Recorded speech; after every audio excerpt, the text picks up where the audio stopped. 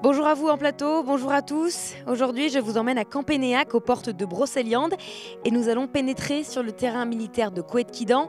Une autorisation exceptionnelle nous a été accordée par l'armée. On va y retrouver Pierre Sentier. Il va nous parler des Journées européennes du patrimoine et du mystérieux village de Guilhérian.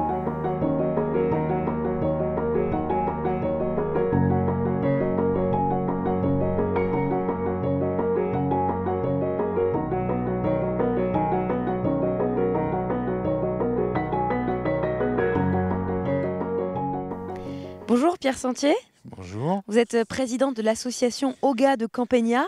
Votre Oui, commune, c'est votre passion et elle a une histoire très forte, celle de nombreuses expropriations il y a de nombreuses années maintenant. Est-ce qu'on peut en parler?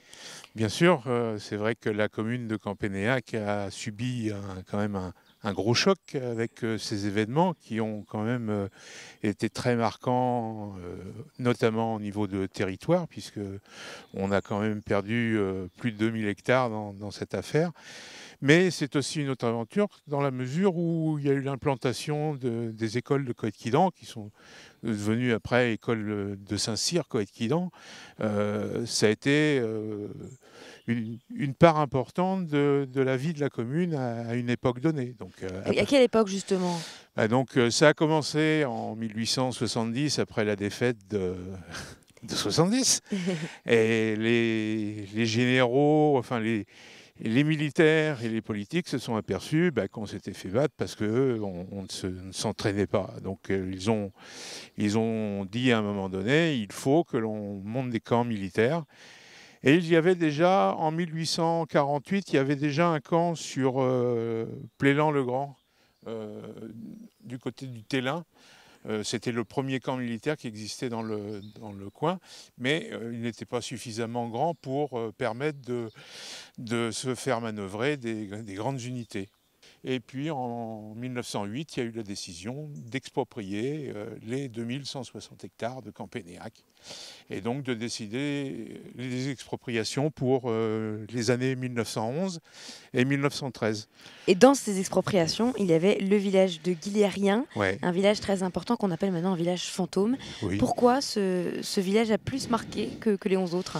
Parce que c'était un gros village, hein. C'était un village à l'époque où il y avait environ 80 habitants. C'était puis un village qui avait une certaine image. C'était un village qui était bien estimé, des gens qui étaient très religieux, enfin, des bons. Et puis en plus, c'était quand même, faut dire que, à la différence des premières expropriations pour faire le champ de tir, le champ de tir, c'est dans des zones où il n'y avait pas de culture. C'était des landes, des bois, il n'y avait rien. Donc ça n'a pas crevé, ça n'a pas posé de problème. Là, il y avait de la Là, vie. ici, à Guilhérien, le village d'à côté, la Châtaigneraie, ce sont des terres fertiles. Donc en fait, là, il y avait des belles fermes. Pas forcément des grosses fermes, parce que comme tout se faisait à la main, on ne pouvait pas faire plus qu'un homme pouvait en faire. Quoique, bon, les habitants travaillaient ensemble, donc ils se donnaient la main. Mais bon, voilà.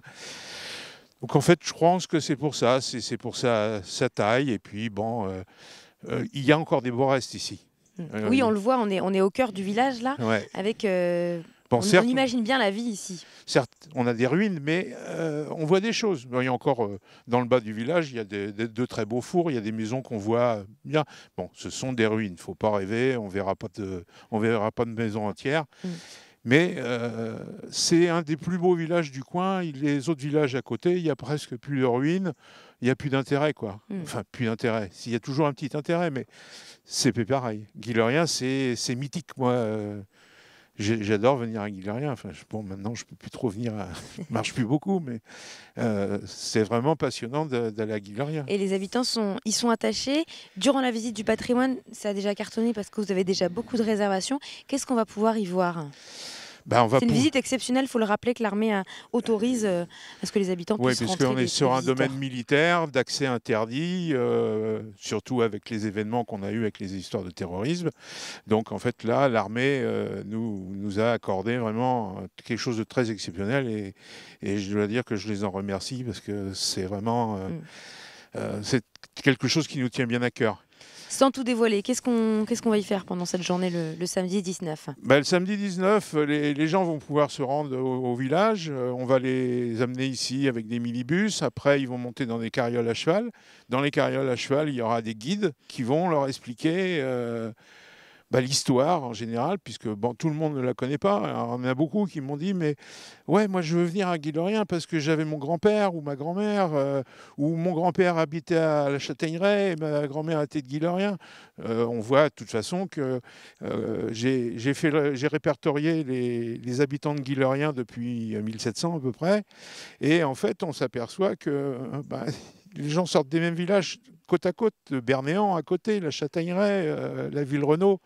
Tout ça, ça restait. Il n'y avait pas de voiture à l'époque, hein, donc ça restait. Et souvent, c'est des mariages entre les mêmes familles, entre les Bruxelles et les Duchesnes, entre les Duchesnes et les Bobelin. Ça reste un petit. On voit souvent, on trouve souvent dans les mariages qui s'est marié avec la cousine du côté maternel. Et c'est assez récurrent, quoi. D'accord, très bien. On ne va pas en dire plus, il faut que les gens viennent découvrir par eux-mêmes. Merci Pierre Sentier. Merci. Je rappelle que vous êtes président de l'association Oga de Campagnac qui entretient donc la mémoire si marquée de Campagnac. Les visites du site se feront samedi 19 de 9h à 18h30.